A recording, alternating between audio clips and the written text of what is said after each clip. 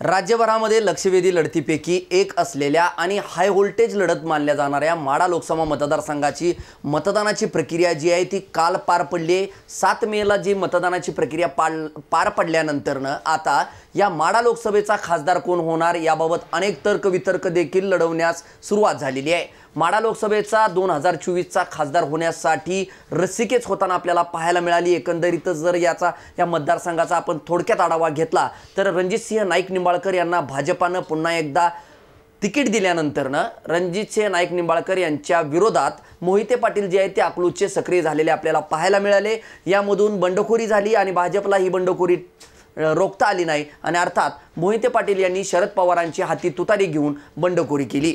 या दुहेरी सामन्यामध्ये वंचित बहुजन आघाडीच्या वतीनं देखील रमेश बारसकर उतरल्याचं आपल्याला पाहायला मिळालं। एकंदरीत या तिरंगी लढतीमध्ये माढ्याचा खासदार होण्यासाठी जनतेनं कोणाच्या पारड्यात कौल टाकला, नेमका माढ्याचा खासदार 2024चा कोण असणार आहे? 2009ला या मतदारसंघाची पुनर्रचना झाल्यानंतर शरद पवारांच्या नावानं आणि शरद पवारांनी निवडणूक लढवण्यानंतर माढा जो आहे तो चर्चेत आलेला मतदारसंघ होता। 2009 ते 2024 या मतदारसंघाची नेमकी काय स्थिती आहे सध्या आणि या माढा मतदारसंघामध्ये राष्ट्रवादीचा बालेकिल्ला असलेला 2019 मध्ये रणजितसिंह नाईक निंबाळकरांनी या मतदारसंघामध्ये कमळ फुलवलं होतं। 2024ला या मतदारसंघामध्ये कमळ फुलणार, तुतारी वाजणार की वंचित बहुजन आघाडी या मतदारसंघामध्ये शिरकाव करणार हे देखील पाहणं तितकंच गरजेचं आहे। आपल्या समवेत या संदर्भात एक्झिट पोल घेण्यासाठी या मतदारसंघाचा खासदार कोण होणार आणि कसा होऊ शकतो, त्याची काय कारण आहेत या संदर्भात चर्चा करण्यासाठी आपल्या समेत राजकीय विश्लेषक जे आहेत ते मोतीलाल सुतार आहेत।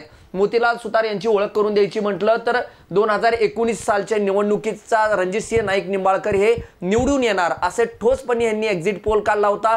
2019 ची लोकसभा निवडणुकीमध्ये यांचा तंतोतंत एक्झिट पोल खरा ठरल्यानंतर अनेक राजकीय दिग्गज नेते मंडळींचे फोन देखील त्यांना आज तागायत येत आहेत। 2024ला काय स्थिती असणार आहे महाराष्ट्राच्या राजकारणातली या संदर्भात देखील चर्चा करण्यासाठी त्यांना वारंवार फोन येताना पाहायला मिळत आहेत। माढा नगर पंचायत असो, पंढरपूर पोटनिवडणूक असो, या दोन्ही निवडणुकीचे देखील यांचे एक्झिट पोल जे आहेत ते तंतोतंत खरे ठरलेत। त्यामुळे आता माढा लोकसभेचा मतदारसंघाचा एकंदरीत काय असणार आहे स्थिती, या मतदारसंघाचा खासदार कोण होईल या संदर्भात चर्चा करण्यासाठी आपल्या समेत मोतीलाल सुतार आहेत। मोतीलालजी, आपलं स्वागत आहे ऑनलाईन माढामध्ये। ज्या पद्धतीनं आपण माढा लोकसभा चर्चेत आलेला आणि हाय व्होल्टेज लढत मानली जात होती, कसं एकंदरीत चित्र आहे? एकीकडे 2009 साली शरद पवारांनी हा मतदारसंघ गाजवला होता, आता मात्र स्थिती नाही आहे। शरद पवारांचा बालेकिल्ल्याला सुरुंग लावण्याचं काम या ठिकाणी 2019 मध्ये भाजपाने केलं होतं। यंदा काय चित्र असेल?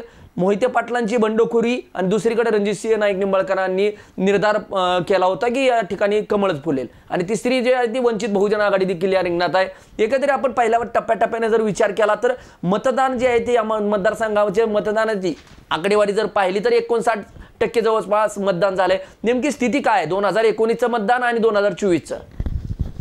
2019ला जी निवडणूक झाली होती त्यावेळेस 2014 साली 10,91,000 मतदान झालं होतं। 2019 साली 12 लाख मतदान झालं, पण यावेळेस 2024च्या निवडणुकीला साधारणतः तेवढंच मतदान झालेलं आहे, फक्त 17,000 कमी झाले। नवीन वोटर जास्त असून सुद्धा कमी मतदान झालं इथून निदर्शन आलं। परंतु नवीन वोटर आणि जुना मतदार याच्यातला साम्य घालणं अवघड असतं, कारण तो जुना वोटर घरी राहतो किंवा नवा येतो किंवा नवा सहसा घरी राहत नाही, त्यामुळे मतदानाची टक्केवारी जर फरक काय कमी जास्त झाली तर निवडणुकीत असाच लई परिणाम होत नाही असं मला दिसतंय। तर गेल्या वर्षी मीच तुम्हाला पोल दिला होता, निंबाळकर साहेब निवडून येणार म्हणून सांगितलं होतं, 100% खरा पोल ठरला। तर गेल्या वेळेस निंबाळकरांना 5,83,191 मतं पडली होती भाजपची, आणि राष्ट्रवादीचे संजय मामा शिंदे यांना 4,98,441 मतं पडली होती। आणि ह्यावेळीची परिस्थिती बघितली तर भाजपचं कसं आहे की गेल्या वेळेस निंबाळकर निवडून आले होते म्हणजे मोहिते पाटलांच्या जोरावर निवडून आली होती, ही सत्य वास्तवता परिस्थिती आहे। यावेळेस त्यांना तिकीट मिळायला पाहिजे होतं असं जनतेचे म्हणणं आहे किंवा आमच्यासारखे सुद्धा म्हणणं होतं। त्यांचं जे वोटिंग आहे ती लीड देणारं वोटिंग आहे, त्याच्यामुळे त्यांची जेव्हा निंबाळकर आली होती सत्यवादी आहे। मग ह्यावेळेस त्यांना तिकीट टाळलं, परंतु BJPचं धोरण असं असतं की ग्राउंड लेवलला कुठलाच नेता टिकवायचा नाही, त्यांना डायरेक्टवर नेऊन फक्त लोकसभेला, विधानसभेला, विधान परिषदेत ठेवायची ही त्यांची पॉलिसी असल्यामुळं मोहिते पाटलांचं राजकारण संपणार होतं। ही मोहिते पाटला खरंच धाडशी माणसं आहे ती, त्याने ती ओळखलं. त्याच्यामुळे त्यांना तिकीट नाही दिलं की ग्राउंड लेवलला त्यांना संपवायचा घाट BJPनं घातला. त्याच्यामुळं मोहिते पाटलांची उमेदवारी बंडखोरी केली. आणि बंडखोरी म्हणता येत नाही, जनतेचीच बंडखोरी आहे वास्तविक पाहता. ज्या पद्धतीने आपण जर पाहिलं तर रणजितसिंह नाईक निंबाळकर हे टॉप 10 खासदार असल्याचं वारंवार ते प्रचारामध्ये सांगत होते. पाणीदार खासदार म्हणून देखील त्यांचा उल्लेख होत होता. मग असं असताना भाजपानं त्यांना दुसऱ्यांदा उमेदवारी दिली. उमेदवारी चाचपणी ज्यावेळेस केली त्यावेळेस देखील धैर्यशील मोहिते पाटील यांनी इच्छुक आहे म्हणून सांगितलं होतं पक्षश्रेष्ठींना. असं असताना भाजपला कुठंतरी उमेदवारी न देण्याचा हित जो आहे तो फटका बसू शकतो.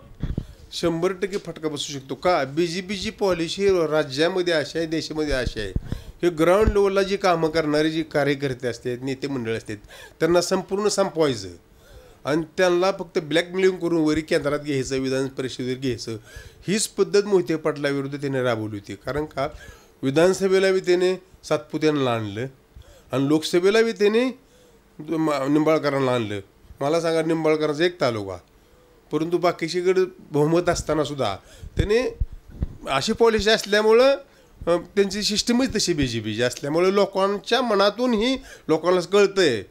कुणी पक्ष काय धोरण राबवित असला तरी जनतेला सुद्धा कळतं की राजकारण कळतं असं नाही. लोक मतदान करायला जातात म्हणजे कळत असतं म्हणून जातात. त्याच्यामुळे जनतेतून निवडणुकी तयार झालेली आहे आता सध्याची. जर आपण जर पाहिलं तर जिल्ह्याच्या राजकारणात मातब्बर घराण्यापैकी एक असलेल्या मोहिते पाटील घराण्याचा दबदबा राजकारणामध्ये सोलापूर जिल्ह्याच्या होता.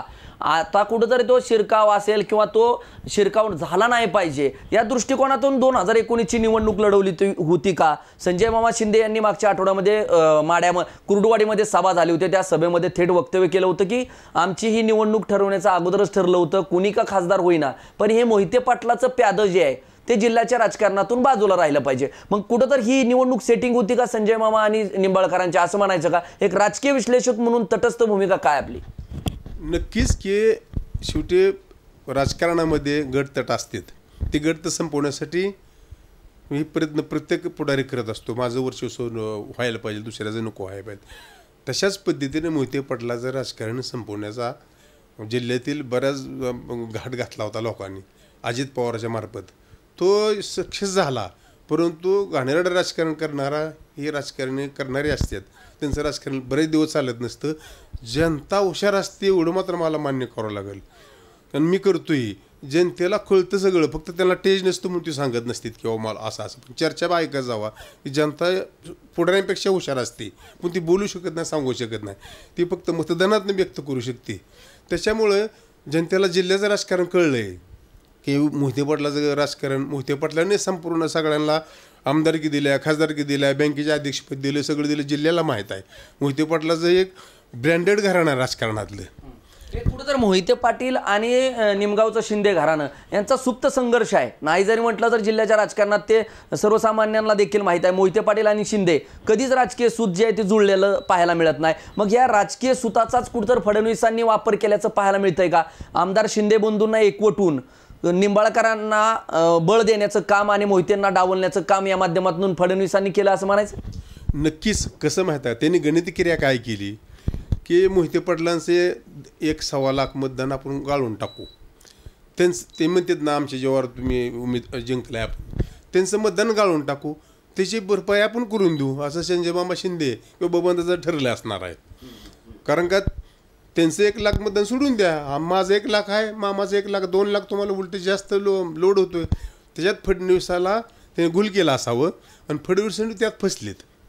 जनतेचा अभ्यास त्यांनी फडणवीसांनी केला नाही, फडणवीस फसले आणि हे दोघंही फसले त्याच्यामध्ये. हे नेते मंडळींना एकत्रित करण्याचा फडणवीसांचा प्लॅन सक्सेस ठरेल का. सक्सेस बिलकुल ठरणार नाही.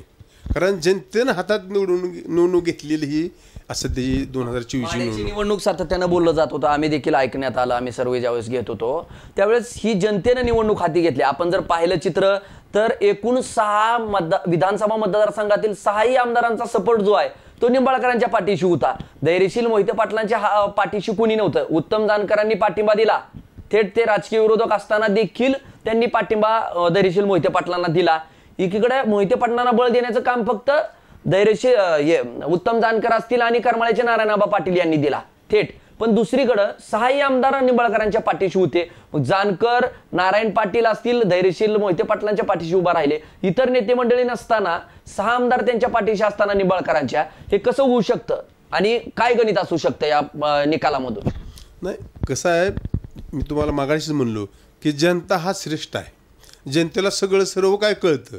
विकास कोण केला, कोण करणारा, निंबाळकरांनं काय केलं, आणि त्यांची जी मोठ्या मोठ्या घोषणा, बोगस घोषणा आहेत, अहो जनतेला कसं कळत नाही की आपण किती खोटं बोलतो, किती लोकांबरोबर तासाला 1000 कोटी रुपये आणलं, 500 कोटी आणलं. ही असली भाषा जी असते ही जनता एवढी खुळे आहे गाव. आणि परमार्थ, हिंदुत्व आणि राजकारण ही सांगड BJP घालते, म्हणून सगळं आता जनता जागृत झालेली आहे. परमार्थ, देवधर्म हा वेगळा विषय आहे. काँग्रेसवाल्यांनी काय देवधर्म कुठं टाकून दिलेत का? ते देवधर्म करतात, सकाळी पूजा करतात, अर्चा करतात. हिंदुत्व आणि राजकारण ह्यातला गाठ घालण्याचा प्रयत्न करते, पण त्यात जनता हुशार आहे आणि जनतेला माहीत आहे कोणाचं राजकारण कसं आहे. त्या उद्देशातनं ही निवडणूक सध्या चालू आहे. सध्याची जनतेनं हातात घेतलेली निवडणूक आहे. हातात घेतलेली निवडणूक आहे. ज्या पद्धतीने आपण जर पाहिलं तर माढा विधानसभा मतदारसंघात न्याय जर आपण विचार केला तर एकीकडे विकासाचा पाणीदार खासदार म्हणून निंबाळकरांची ख्याती प्रचारामध्ये भरपूर दिसून आली. खऱ्या अर्थानं विचार जर केला तर हा प्रॉपर माढ्याचं ठिकाण जर विचार केला, लोकसभा मतदारसंघ माढा आहे, माढ्याचं नाव आहे, इथून जर विकासाचा विचार केला तर खऱ्या अर्थानं विकास झालाय म्हणता येईल आपल्याला माढ्याचा? तसा विचार केला तर कुणीही विकास केलेला नाही. मान्य शरद पवार साहेब आले इथं, ते म्हणले की माढ्याची बारामती करू, त्याने विकास केला नाही. संदीपन थोडा 7 पंचवर्ष होते, त्याने केला नाही. म्हणजे विकास विजयदादा 2014ला होते, त्याने विकास केला नाही. परंतु सहानुभूती किंवा एक या ठिकाणी एक पासपोर्ट कार्यालय त्यांच्या माध्यमातून आलेच आम्ही ऐकलं, तेवढं झालंय. परंतु मोहिते पाटला कसे आहेत माहिती आहे का, कोणाचा प्रेम द्यायचं आहे पण कोणाचा घात करायचा नाही. त्यांची पॉलिसी राजकारणातली सुंदर आहे, त्यामुळे लोक त्यांना म्हणतात नाही विकास केला तर आपला माणूस आहे, हक्काचा माणूस आहे. ह्या दृष्टिकोनातून मोहिते पाटलांना पाहतात सगळं. मागच्या निवडणुकीचा विचार जर केला तर राजकीय शत्रू जे होते ते मित्र झालेत, शत्रू होते ते मित्र जे आहेत ते शत्रू झालेत. आपण जर उदाहरण पाहिलं तर संजय मामा शिंदे जे आहेत ते 2019ला निंबाळकरांच्या विरोधात होते, मात्र तेच आज त्यांच्या प्रचाराच्या स्टेजवर आपल्याला दिसून आले. दुसरीकडे आमदार बबनराव शिंदे जे आहेत ते आणि शिवसेनेचे नेते असलेले प्राध्यापक शिवाजीराव सावंत हे देखील विरोधक आहेत, राजकीय विरोधक आहेत, प्रबळ विरोधक आहेत. एकमेकांचं राजकीय मोठे गट आहेत माढा तालुक्यामध्ये. हे जर पाहिले आपण तर दोन्ही विरोधकांना एकजूट करण्याचं काम फडणवीसांनी केलं. या एकजुटीचं बळ जे आहे ते माढा विधानसभा मतदारसंघामधून यांचं मिळेल का? दुसरीकडे संजय पाटील घाटणेकर असतील, संजय कोकाटे असतील, माढ्याचे माजी आमदार तानाजीराव साठे असतील, दादसाहेब साठे असतील, नगराध्यक्ष मिनल साठे असतील, हे देखील धैर्यशील मोहिते पाटलांच्या प्रचारामध्ये सक्रिय आपल्याला पाहायला मिळाले. हे कुणाचं बळ माढा विधानसभा मतदारसंघातून कुणाच्या पक्षाला इथून लीड जाईल, काय विश्लेषण असेल माढा विधानसभा मतदारसंघात? नाही, तसं पाहिलं तर बरं का, जनता श्रेष्ठ समजूनच बोलतो मी की लीड हे आज संजय मामा शिंदे असतील, बबनदादा असतील, तरी त्यांचे मतदारसुद्धा ऐकायला तयार नाहीत. आणि सुरुवातीपासून तुतारी लोकांनीच प्रसिद्ध तुतारी केलेली आहे. त्यामुळं वातावरण निर्मिती पाहिली महाराष्ट्र राज्यात. मी महाराष्ट्र राज्याचा अभ्यास करतोय आणि महाराष्ट्र राज्यात मी पोल दिलेला आहे. त्याच्यामुळे मी सर्वसमावेशक अभ्यास करून सांगतो की महाराष्ट्रात जे वातावरण जे आहे ते मान्य शरद पवार साहेबांमुळे आहे. कुठं तर सहानुभूती आहे असं म्हणायचं? सहानुभूती शरद पवारांविषयी, उद्धव ठाकरेंविषयी? सहानुभूती 100% उद्धव साहेबांची आहे खरं म्हणलं तर. की भारतीय जनता पार्टीने जे खोटं बोलून काहीतरी आरोप करून, खोटीनारे आरोप करून ज्यांच्यावर आरोप करायचा त्यांना पण आत घ्यायचं, पक्षात घ्यायचं, ही जनतेला पटलेलं नाही. आणि ही पॉलिसी जनतेला पटलेली नसल्यामुळं आणि महागाई हे बरेच मुद्दे ते काय सांगू शकत नाही. अशा ह्या गोष्टीमुळं खरं म्हणलं तर भारतीय जनता पार्टीचं जी काय खरी किंमत होती ती संपलेली आहे आता. आणि दिल्लीपासून माणसं विचार करते, दिल्लीचा सुद्धा अभ्यास माणसं करायला गेले, ते दिल्लीचं बोलते, ती दिल्लीपासून राज्य सोडून द्या इतका अभ्यास लोक करतात. त्यामुळे जनतेने निवडणूक हातात घेतलेली आहे. आणि ह्याच्यामध्ये उद्धवसाहेब म्हणजे लोकांचा राग आहे BJPवर. का राग आहे? तुम्ही लोकशाही पद्धतीने निवडणूक जिंका आणि 100% तुम्ही राज्य करा. भारतीय जनता पार्टीला राज्य करायला आपण का नको म्हणायचं नाही. पण त्याने जी का अनिती चालवलेली आहे, ही लोकशाही संपवायला लागली, ती हुकुमशाहीनं सगळं माणसं घेते ती. आणि तसा पक्ष चालवणं जनतेला पटत नाही. शेवटी भारत देशाला ह्या पुरोगामी विचारानं स्वातंत्र्य दिलेलं आहे. त्याच लोकांचा आपण म्हणजे उपजात जात आहे किंवा आपण मुलं आहे त्यांचीच आहे म्हणून भारत देशात पुरोगामी विचार चालणार आहे, हुकुमशाही चालत नाही. हुकुमशाही विचार BJPचे असल्यामुळं आणि घटनेची सुद्धा ते पायमल्ली करत आहेत. ह्या गोष्टीमुळं BJPवर लोक नाराज आहेत. आणि उद्धव साहेबांना जे त्रास दिला काय त्या लोकांसाठी लोक अतिशय प्रेमानं उद्धव साहेबांबरोबर सहानुभूती निर्माण करतात. उद्धव साहेबांची खरी सहानुभूती आहे. आणि शिवसेनेमुळं उद्धव साहेबामुळं ह्या महाराष्ट्राचं परिवर्तन होणार आहे. कारण का महाविकास आघाडी 3 पक्षांची झालेली आहे. 3 पक्षाची ताकद एवढी आहे की भारतीय जनता पार्टीकडे आज 200 आमदार आहेत. स्वतःचे 105, शिंदेचे 40 आणि राष्ट्रवादी 40 आणि अपक्ष 15 म्हणजे 200 आमदार म्हणजे 70% आमदार ही महायुती म्हणून लढतात. आणि त्याच्या अपोजिटला 80 आमदार 80-88 आमदार साधारणतः महाविकास आघाडी म्हणून लढतात. बघा 31 किलोचा वजनदार पैलवानासंघ 70 किलोच्या माणसाची कुस्ती लागलेली आहे. म्हणजे एवढी कुस्तीला मोठी लागलेली आहे. मग भारतीय जनता पार्टीकडे एवढे 200 आमदार असताना सुद्धा त्यांना पंतप्रधानाला इथं किती वेळा यावं लागते महाराष्ट्रामध्ये किंवा किती सभा घ्यावं लागते त्या योगीला सभा घ्यावं लागते त्या म्हणजे अमित शहाला सभा घ्यावं लागते त्या किती घाबरलेले आहेत बघा तिने.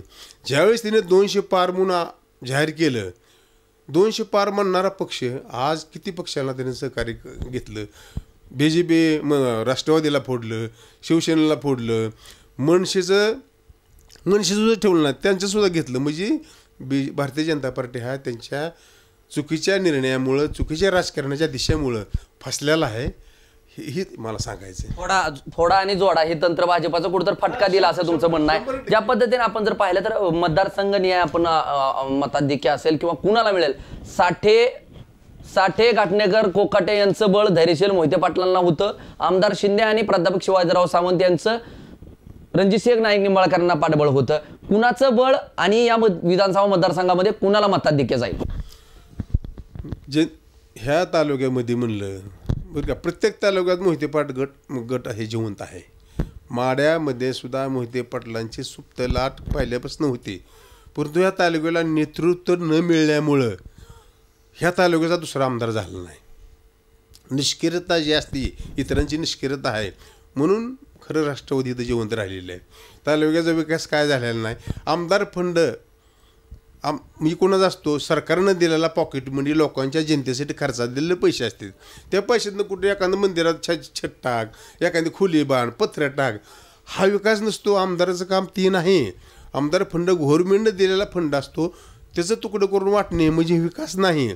ज्यावेळेस शासनाकडून तुम्ही वेगवेगळ्या योजनात आणसान माघारी मिळून जनतेसाठी तो खरा फंड असतो आणि तो खरा विकास असतो. तसं या तालुक्यामध्ये विकास हा शून्य झालेला आहे. आता पाणीसुद्धा आलेलं आहे. शिवसेनेच्या काळात पाणी आलेलं आहे. म्हणजे विकासाचं ध्येय अजून ह्या तालुक्याचं पूर्ण झालं नाही. टार्गेटच पूर्ण झालेलं नाही असं म्हणतोय मी. तर कुणाला या ठिकाणाहून वंचित बहुजन आघाडी येईल, तुतारी येईल का कमळ येईल, कुणाला मताधिक्य भेटेल? 100% माझ्या अभ्यासानुसार किंवा सगळं माझी काय रीडिंग करतो माझा अभ्यास जे आहे की त्यानुसार 100% म्हणजे 100% तुतारीला इथं लीड मिळणार आहे. माडा विधानसभा विचार जर केला तर आपण आमदार बबनराव शिंदे यांचे बंधू या ठिकाणी होते. त्यांना 6,000 जवळपास 6,000 मताधिक्य या ठिकाणी मिळलं होतं. आणि यंदा तर तुम्ही सांगता आमदार शिंदे एकवटलेले असताना राजकीय विरोधक जे आहेत प्रबळ ते सावंत देखील आहेत. असं असताना देखील मताधिक्य मिळणार नाही असा आपला दावा. फक्त बघा माझ्याकडे आकडेवारी आहे. फलटणमध्ये फक्त 12,906 मताचा लीड मिळणार फक्त तुमच्या ह्याला भारतीय जनता पार्टीला कमळाला. माड्यातून आपण सांगताय की मताधिक्य हे तुतारीला मिळेल. हो. आपण फक्त साइड बाय साइड जाऊ. आपण जर ठिकाणी दुसऱ्या ठिकाणी विचार केला तर करमाळ्याचे आमदार संजय मामा शिंदे विधानसभेचे आमदार आहेत त्या मतदारसंघाचे.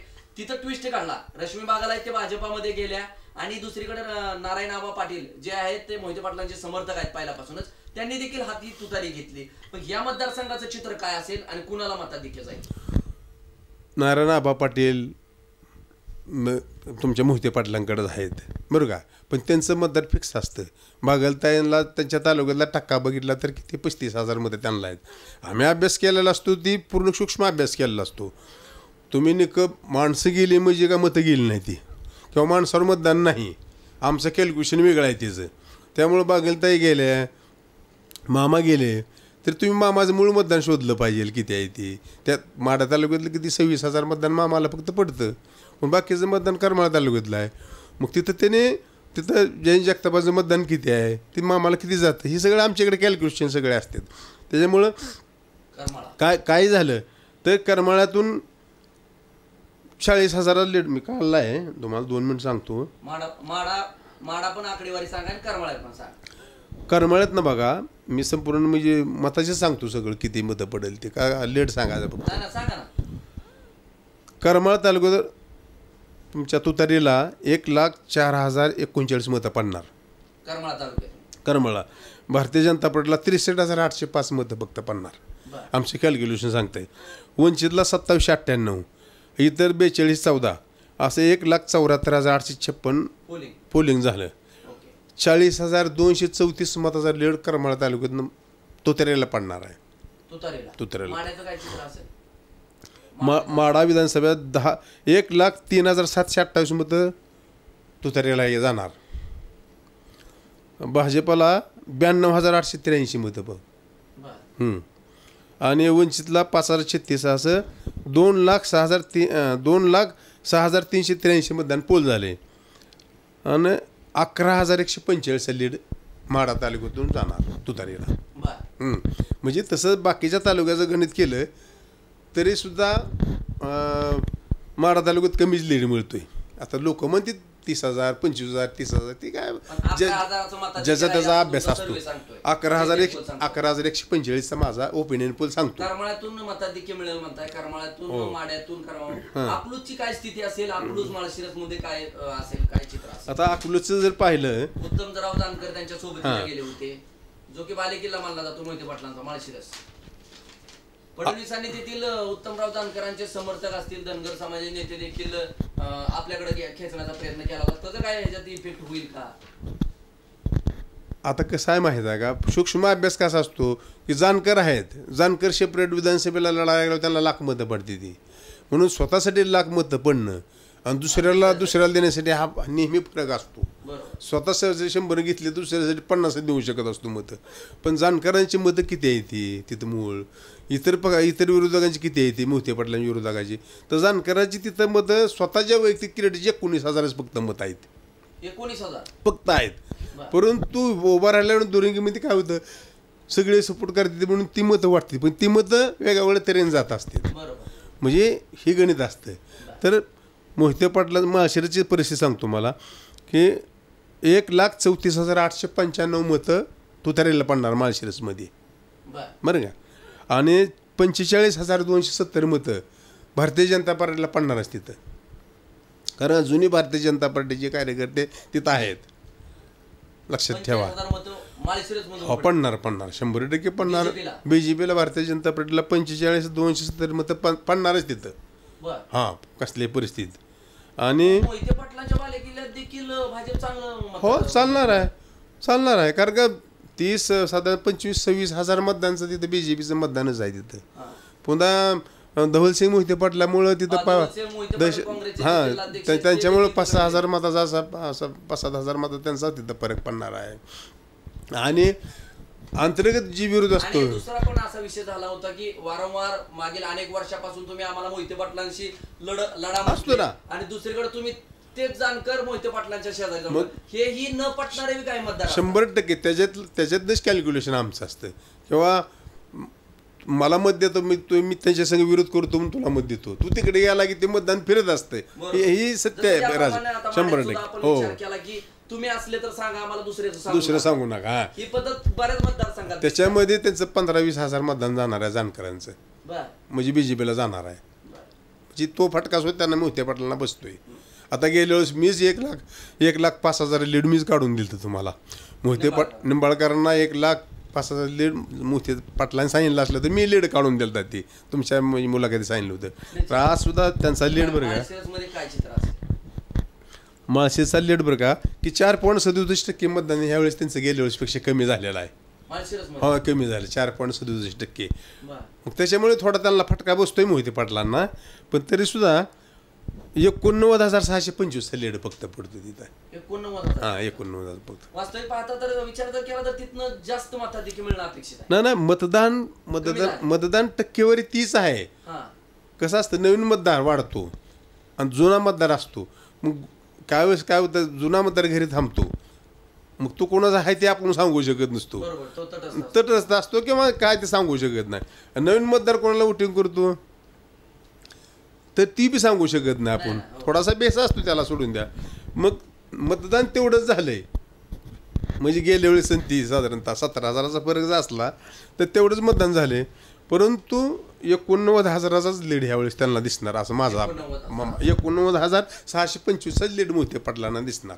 काय झाडी काय डोंगर या डायलॉगच्या माध्यमातून शिंदे गटात गेलेले सांगोल्याचे आमदार जे की आपण प्रचारातून देखील मोहिते पाटलांवर तोप टाकताना पाहायला मिळालेले शहाजीबापू पाटील यांनी देखील म्हटलं की मला कमी लीड द्या पण या ठिकाणी निंबाळकरांना सर्वाधिक मतं द्या असं देखील आवाहन केलं होतं. सांगोल्यात काय चित्र असेल एकीकडे शेकापचा बालेकिल्ला असलेला शहाजीबापूंनी गत निवडणुकीमध्ये खेचून आणला होता त्याच ठिकाणची सध्याची परिस्थिती यंदाच्या निवडणुकीतली काय समोर येईल निकालानंतर. काही झालं तर शेवटी गणपतराव देशमुख आबांना मानणारी जनता तिथून कधीच सुद्धा हलत नाही. ते आबा म्हणजे जातीवादी म्हणून नाही ते परंतु तिथला विकासाला मान्यता देणारी माणसं तिथं मतदार आहे. तो मतदार आबापासून किंवा गणपतराव आबाच्या पार्टीपासून हलणार नाही. तिथं त्यांचे काही गेले तर 1 लाख मतं तिथं आहेत. आणि शहाजीबापूची जर असली बरं का आणि दुसरीकडे त्याच असलेले दीप जे आहेत जिल्हाध्यक्ष जे आहेत तर दीपक आबा साळुंखे पाटील त्यांचं देखील पाठबळ जे ते यांना आलं होतं शहाजीबापू पाटलांना. मग कुठं तर महायुतीचा देखील 2 आणि एकीकडे शेकाप कुणाला मताधिक्य जाईल. मताधिक्य बरं का जरी किती नेत्यांची नावं घेतली तर त्या नेत्यामागं काय किंमत आहे जनताला माहीत असतो. त्याच्यामुळं आपण उगं कापडं घातली पांढरी गाडीत बसलं एखाद्या पुढऱ्यासंग फिरलो म्हणजे काय मतं आली काय. जनता ही खरंच श्रेष्ठ आहे. जनतेला माझं सलाम आहे बघा.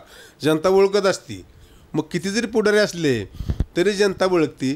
तर जनता सत्याच्या मागे शोध घेत असते नेहमी. शेवटी महाराष्ट्र किंवा देश आपला पुरोगम विचाराचा संतांची भूमी आहे. सत्य माणसाला कधी डावलत नसतं लक्षात ठेवा. संध्याकाळ झोपताना सुद्धा तो सत्य शोधत असतो. त्याच्यामुळं लोकशाहीमध्ये सुद्धा सत्य शोधावं लागतं. त्या शोधलेल्या सत्यातूनच मी बोलतोय की गणपतराव आबाच्या पाठीमागे जनता आहे. ते बघा आबाच्या मागं थोडी असते 7-8-10 हजार मतदान असते ती त्यातले बी अनंत विचारधारेची मतं असतात. त्यामुळे तिथं आणि बापूंची चेष्टा मस्करी किंवा विकासाचे खोट्या गप्पा आणणे थप्पा आणणे माणसाला हसवणे हे लोकाला आता राहिलेलं नाही. त्याची म्हणजे किंमत नसते आता. कॉमेडी फक्त तेवढ्यापुरतं हसणारी टवाळखोर पोरं असते शिट्ट्या मारते ती. परंतु विकासाचं ध्येय धोरण काय विकासाचे विजन काय ह्या माणूस जनता संपूर्ण शोधत असते. त्या शोधलेल्या ह्याच्यातूनच उमेदवारी निर्माण झाली असती. तर काही केलं तर तिथं साधारणतः सांगोल्याची परिस्थिती बघा 98,687 मतं तुतारीला पडणार म्हणजे साधारणतः 1 लाखाच्या आसपास. आणि सांगोल्यात 72,971 मतं ही तिथं कमळाला मिळणार तिथं. आणि तिथं लीड बघा 20,000 लीड बघा. सांगोल्याचं लीड सांगायला म्हणलं तर 25,716 मताचं लीड पडणार तिथं. 25,000 साधारणचा सांगोल्यात लीड पडणार तुतारीचा. आपण जर दुसरीकडे गेलं तर निंबाळकरांचा भाग असलेला मान खटाव असेल फलटणमध्ये असेल काय स्थिती असेल. रामराजे नाईक निंबाळकर हे देखील तटस्थ होते. काही देखील मागच्या निवडणुकीत 2019चा विचार जर केला तर रामराजे तेव्हा देखील रणजितसिंह निंबाळकरांच्या पाठीशी नव्हते तरी देखील त्यांना मताधिक्य तिथून मिळालं होतं की प्रॉपर उमेदवार म्हणून मिळाले असेल. यंदा देखील त्या भागात कामं झालेत. पाण्याच्या योजना देखील निंबाळकरांनी आणलेल्या आहेत वेगवेगळ्या. रेल्वेचे प्रकल्प देखील आणलेत. नवीन रेल्वे गाड्या देखील सुरू केलेत.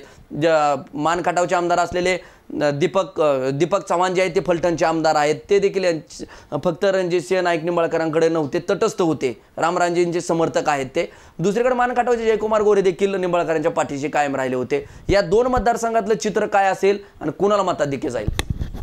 कसं आहे माहीत आहे का राजकीय गणितामध्ये की गेल्या वेळेस राष्ट्रवादी काँग्रेस लढली आणि ह्यांना जी काय मतं लागत होती आपण त्यांना मदत आता करणारा अजून शिवसेना पक्ष आल्यामुळं कुठेही गेलं तर शिवसेनेची मतं लपलेली आहे ती आता उपयोगाला पडायला गेली. त्यामुळं राष्ट्रवादी काँग्रेसला आता शिवसेनेची साथ असल्यामुळं सगळी एक झाल्यामुळं त्याच्यामुळं संपूर्ण राज्यामध्ये परिणाम असा व्हायला लागला की महाविकास आघाडी इतकी स्ट्रॉंग आहे की अजूनही 8.97% BJPला भारतीय जनता पार्टीला राज्यात कमी आहेत. म्हणजे 45 लाख मतं अजून पाहिजे होती. महाराष्ट्र राज्यात एवढं महाविकास आघाडी आणि महायुतीपूर्वी लढताना भारतीय जनता पार्टीला अजूनही 45 लाख मतं कमी होती. 8.87 मताचा फरक आहे आणि तो फरक त्यांनी घेण्यासाठी प्रयत्न केला पण काँग्रेस फुटलं नाही.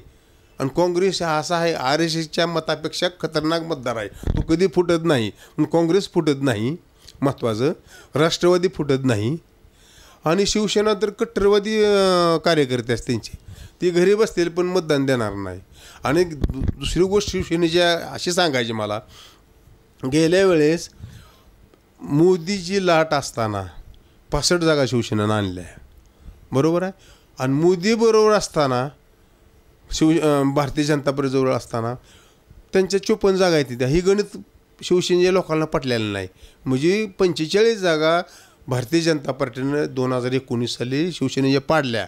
हा राग शिवसेनेच्या लोकांना फार मोठा आहे आणि 2014 सालचा शिवसेना जे आहे तो आता उसळून उठलेला आहे. म्हणून शिवसेनेची फार मोठी लाट ह्या महाराष्ट्रात उद्धव साहेबांबरोबर आहे. काँग्रेसची मतं अधिक उद्धव साहेबांची मतं, अधिक राष्ट्रवादी काँग्रेसची शरद पवारांचा एक स्वाभिमान, तरुणांचा स्वाभिमान म्हणून आज शरद पवार साहेबांकडे बघते ती. ही सगळं जे चक्रव्यूह तयार झालं आहे ती BJP ह्यात संपूर्ण जुळून नष्ट होणार आहे बघा. त्याच्यामुळं मान असू दे, खटाव असू दे, नेमकी काय कारणं असू शकतात आणि नेमकं BJPच्या विरोधात का लाट आहे? एकीकडे आपण जर पाहिलं तर सर्वसामान्यांच्या महागाईचा देखील सामना करताना नागरिक बोलताना आपल्याला पाहायला मिळाले मतदारसंघातले. कोण म्हटलं की निंबाळकरच आम्हाला दिसले नाहीत. निंबाळकरांनी स्पष्टीकरण दिलं की खासदाराची कामं वरिष्ठ लेवलची असतात, प्रत्येक गावात जाऊ शकत नाही. जवळपास 800च्या वर जी गावं आहेत त्या मतदारसंघामध्ये जोडली गेलेली आहेत या 6 तालुक्यामधल्या.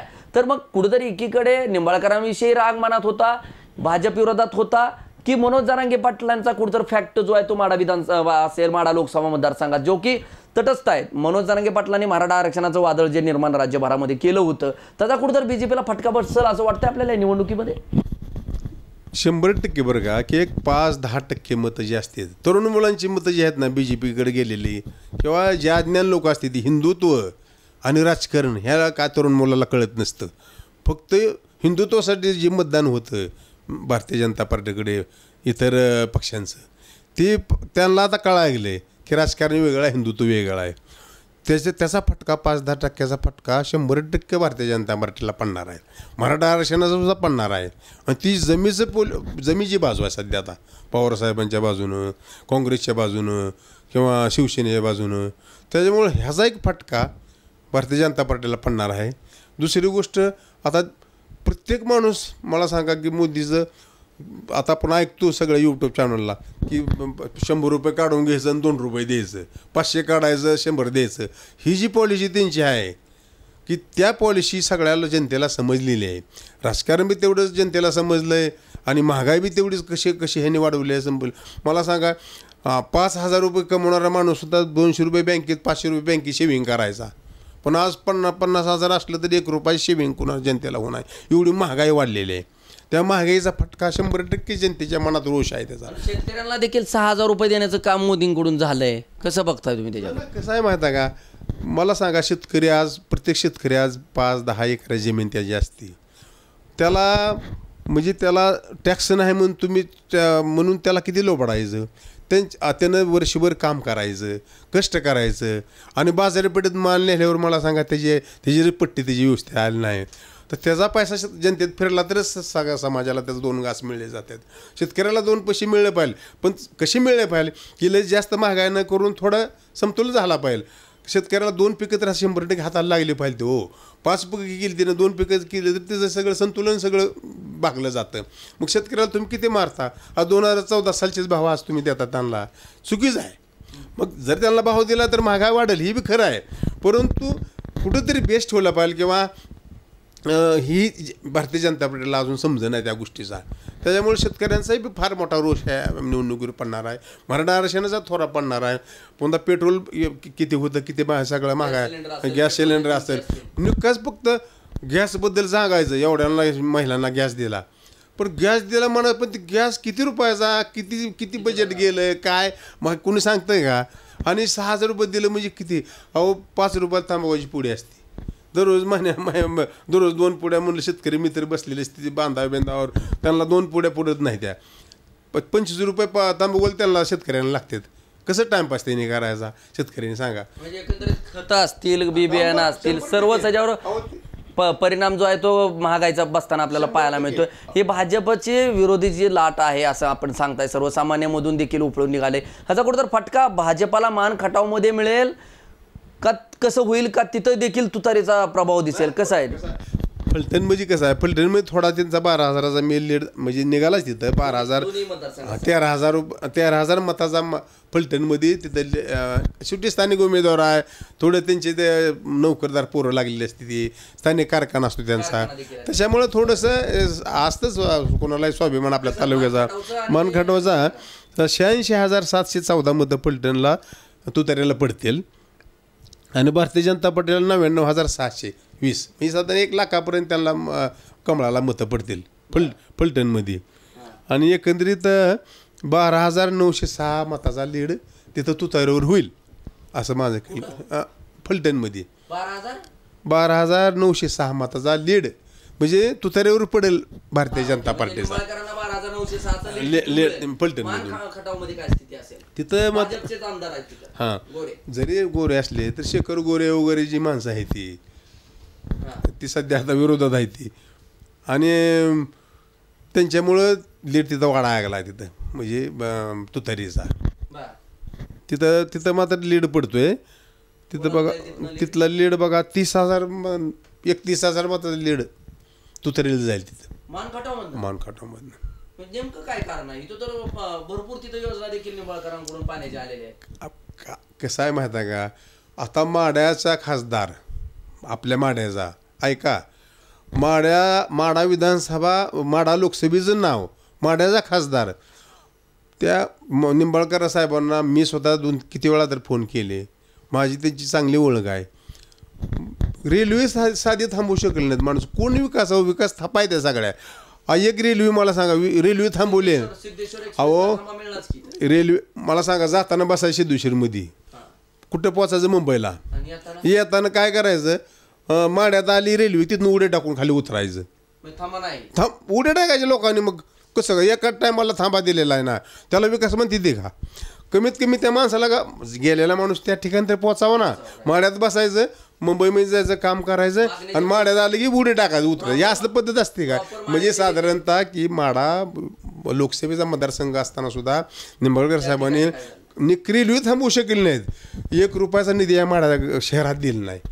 जगदंबेचं मंदिर आहे इथं, तिथं सभा झाली त्यांची एवढी मोठी, 1 रुपयाचा त्यांनी निधी द्यायला पाहिजे. त्यांनी माड्यासाठी काय केलं नाही. सगळ्या थापा आहे त्या, भूल थापा आहे त्या सगळ्या. नमो योजनेअंतर्गत किल्ला, माड्याचा किल्ला असेल किंवा मंदिर असेल, यासाठी निधी आल्याचं बोललं जाते. आमदार बळवंतराव शिंदे यांनी ते कसं आहे बरं का, आमंत्रण कसं असतं, चवलेवशी खरं नसतं.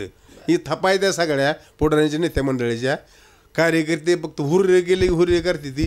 जोपर्यंत खरं पूलची मागणी देखील माडेकरांची होती इथं माडा स्टेशन हो स्टेशनला होती.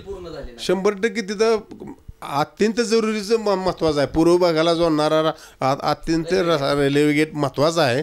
पण काय कुठलाच काय करत नाही हो. कसलाच विकास आहे माडा तालुक्याचा, माड्याचा विकास नाही. माड्यात अत्यंत महत्त्वाचं म्हणजे माड्या ठिकाणचे सगळे कार्यालय आज कुठं चालले ती आंदोलन किती होती ती. मग स्थानिक नेतृत्व नीट पाहिली तर, पण स्थानिक नेतृत्व बी नीट नाही तर, आणि तिकुंड आलेलं नेतृत्व बी नीट नाही. त्यामुळे माडा संपूर्ण शहर नष्ट व्हायच्या लायकीचं झालंय आता सध्या. आपण जर पाहिलं तर एकंदरीत चित्र काय असेल 2024चा, माड्याचा खासदार कोण असेल? पुन्हा एकदा इथून कमळ फुलणार की तुतारी वाजणार की वंचितचा शिरकाव होणार?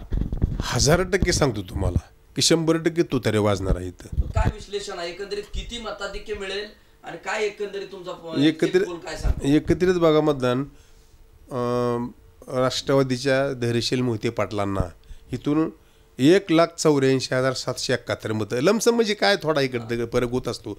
शेवटी साधारण 1,84,000 मतदार. पण इतका आत्मविश्वासानं सांगता तुम्ही की 1000% इथं तुतारीच येणार, काय लॉजिक आहे? ना लॉजिक म्हणजे जनतेनं हातात निवडून घेतल्यावर काय लागत ना हो. मला सांगा की ग्रामपंचायतीची निवडणूक जशी असती त्या लेवलचं मत आज चळवळ झालेली आहे. मनातून उत्स्फूर्त मिळेल आहे. विधानसभेची निवडणूक वेगळी असती, पंचायत समितीची वेगळी असती, ग्रामपंचायतीची किती आपण फाईटमध्ये असते बघतो तशा पद्धतीनं लोक बोलत होती. आणि कुणी का उमेदवार असताना लोकांना उमेदवार सुद्धा पडलेला नव्हता. आता उमेदवार चांगला आहे त्याच्याबद्दल सोडून द्या, पण आता मानसिकता लोकांची अशी आहे काय झालं तर BJPला गाडायचं, ही मानसिकता लोकांची निर्माण झालेली आहे. आणि ती मानसिकता त्याला कुणी जाऊ शकत नाही. त्या लोकांना आता पैसे लागत नाही तर काय लागत नाही. आता सभा देखील इथं पंतप्रधान नरेंद्र मोदींच्या असतील, शरद पवारांच्या देखील 6 तालुक्यामध्ये सभा झाल्या होत्या. शरद पवार, देवेंद्र फडणवीस, नितीन गडकरी या बड्या दिग्गज नेते मंडळींच्या देखील सभा झाल्या होत्या. या सभांचा आणि मोदींच्या सभेंचा वगैरे कुठं काही इफेक्ट पडेल या माढा लोकसभा मतदारसंघावर, की जेणेकरून पुन्हा एकदा या मतदारसंघात कमळच फुलेल? विधानसभेचं पोलिंग आणि लोकसभेचं पोलिंग नेहमी वेगळं दिसतं. तर विधानसभेच्या टक्केवारीमध्ये 5% मतदान मोदी साहेबांना जात होतं पहिलं. म्हणजे कॅल्क्युलेशन तसं आहे की 5% मतदान मोदी साहेबांवर द्यायचं. तो इफेक्ट 50-50 हजार मताचा प्रत्येक मतदारसंघात विधानसभेच्या पडायचा आणि तसा लोड लोकसभेला होऊन तिथलं शीट लागत होतं. ह्यावेळेस मोदी साहेबांना कुणीसुद्धा बघत नाहीत, त्यांची भाषणं कोण ऐकत नाहीत. नितीन गर्दी तर भरपूर झाले होते, सोलापूर असेल, माढा असेल. अहो आपण बघतो की पैसे देऊन गर्दी गोळा करतात ती. आता 200 दे 500 दे, ती व्हिडिओ बघतोय आपण. कसं खोटे आहेत का सांगा, त्यांच्या खुर्च्या रिकामी दिसते त्या. लोकांना आता BJPला संपवायचं आहे आणि लोकशाहीचं संरक्षण करायचं आहे, ही लोकांची सध्याची मानसिकता आहे सध्याची ह्या निवडणुकीत. काय चित्र असेल अंतिम चित्र, जो तुम्ही एक्झिट पोल काढलाय तो किती मताधिक्य कुणाला मिळेल आणि किती टक्केवारीची मतं कुणाला किती पडतील? राष्ट्रवादी काँग्रेस पक्षाला 6,41,134 मतं पडतील. भारतीय जनता पार्टीला 4,56,363 मतं पडतील. हां, आणि वंचितला 27,000-28,000 मतं पडेल तिथं पूर्ण लोकसभा मतदारसंघात. एकूण पोलिंग झाले 1,19,190 मतं पोलिंग झाले. संपूर्ण पोलिंग झालेलं सगळं आपल्या ह्याच्या माढा लोकसभा मतदारसंघाचं. म्हणजे एकंदरीत संपूर्ण लीड 1,84,000 म्हणजे 1,97,777 मताचा लीड पडतो. पण त्यातनं 12,000 त्यांची वजा करावं लागतील ना तिथली मानकड. तर 1,84,771 मतानं धैर्यशील भैया मोहिते पाटलांचा विजय होईल 100%. 1,84,000 1,84,771 मतानं मोहिते पाटलांचा तुतारीचा विजय. की मोहिते पाटलांनी गत निवडणुकीत जवळपास 85,000चं मताधिक्य देणारे मोहिते पाटील स्वतः 1,84,000 मताधिक्य घेऊ शकतात. काय प्रमुख काय 3 कारणं असतील ना? तालुक्यातलं संपूर्ण तालुक्यातलंच मतदार आलेला आहे ना, म्हणजे आकडेवारीच आहे संपूर्ण तालुक्यातली 6 तालुक्यातली. एवढी सहानुभूती शरद पवारांना, महाविकास आघाडीला आणि तिसरीकडे मोहिते पाटलांना मिळेल?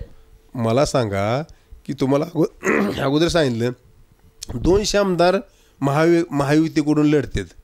त्यांची बाजू महायुतीची 200 आमदारांची बाजू आहे आणि महाविकास आघाडीकडे 88-87 काय आमदार आहेत. मग एवढी जर ताकद कमी जास्त होत असली तर जनता मोदी साहेबांना इथे यायची परिस्थिती का पडली महाराष्ट्र राज्यामध्ये? लोकांनाच पटलेलं नाही ना BJP सरकारी, हुकुमशाही पटलेली नाही. BJP कोणाचा म्हणजे दोष नाही, त्यांची हुकुमशाही आहे, तानाशाही आहे किंवा भ्रष्टाचारी मनाचं भ्रष्टाचाराला आत घ्यायचं, याच्यामुळं जनतेनं विचार केलेला आहे आणि तीच त्यांना BJPला जड चाललंय. मग मला सांगा 88 आमदार महाराष्ट्रात राज्यात लढते एका बाजूला आणि 200 आमदार एका बाजूला लढते, ह्याचं कारण काय? मग तुम्ही एवढे असले BJPचा विजय व्हायला पाहिजे मग का होऊ शकत नाही? म्हणून ह्या सभांचा धडाका सुरू आहे असं म्हणायचं. हां, त्याच्यामुळे मोदी साहेब येते, शाह साहेब येते आणि ह्यांच्या सभा कुणी ऐकत नाही. पहिल्यासारखं काय यांचं इफेक्ट पडणार नाही काय नाही. आणि विधानसभेला मतदान जे होतं ते लोकसभेला 5% मोदी साहेबांना जास्त मतदान पडायचं, ते मतदान आता होणार नाही, 100% होणार नाही. त्याचा इफेक्टमुळे सुद्धा महाविकास आघाडीचा विजय होणार आहे. त्याबद्दल आम्ही ऑनलाईन माडाच्या वतीनं आम्ही विशेष आपले आभार मानतो. आपण जर पाहिलं तर 2019च्या निवडणुकीमध्ये जर आपण सर्वे मोतीलाल सुतार यांनी मांडलेला आपण प्रेक्षकांसमोर ठेवला होता, तो तंतोतंत खरा ठरला होता. मात्र एक्झिट पोल हा मांडला जातो, तो कोणीही त्या गट असेल, तट असेल, राजकीय उमेदवार असेल, त्याचं कोणीही समर्थन जे आहे ते किंवा समर्थक असू शकत नाही. माहितीच्या आधारावर जे आहे ते मोतीलाल सुतार यांनी जे आहे ते विश्लेषण आता केलेलं आपण पाहिलं. 2024ची निवडणूक ही वेगळी आहे. बंडखोरी केलेली मोहिते पाटलांची तुतारी जी आहे ती सहानुभूतीची लाट शरद पवार असतील, उद्धव ठाकरे असतील यांची सहानुभूतीची लाट माढा लोकसभा मतदारसंघात पडण्याबरोबरच मोहिते पाटलांना देखील जनतेनं साथ दिलेली आहे असं त्यांच्या विश्लेषणातून समोर आलंय. महागाईचा कुठतर राजकीय फटका जो आहे तो सर्वसामान्यांच्या महागाईचा फटका असेल, मराठा आरक्षण असेल, अन्य जे प्रमुख मुद्दे आहेत ते त्यांनी आपल्या सविस्तर विश्लेषणातून मांडले. त्यामुळे जनतेनं हाती घेतलेल्या या माढ्याच्या निवडणुकीचा परिणाम जो आहे तो आपल्याला 4 जूनला जो आहे तो नक्कीच दिसेल असा विश्वास जो आहे तो व्यक्त केला. जवळपास 1,84,000 मताधिक्य घेऊन धैर्यशील मोहिते पाटील जे आहेत ते शरद पवारांची तुतारी वाजवतील असा विश्वास जो आहे तो मोतीलाल सुतार यांनी ऑनलाईन माढाशी बोलताना स्पष्टपणे व्यक्त केला. येत्या काळामध्ये माढा ज्याप्रमाणे आपण विश्लेषण त्यांच्याकडून घेतलंय, सोलापूर असेल, बारामती असेल आणि अन्य राज्यभरातले निवडणुकीचा कल कोणाच्या बाजूने असेल, एक्झिट पोल काय असेल ते आपण त्यांच्याकडून जाणून घेणार आहोत. तुम्ही पाहत राहा ऑनलाईन माढा. संदीप शिंदे, ऑनलाईन रिपोर्टसाठी माढा.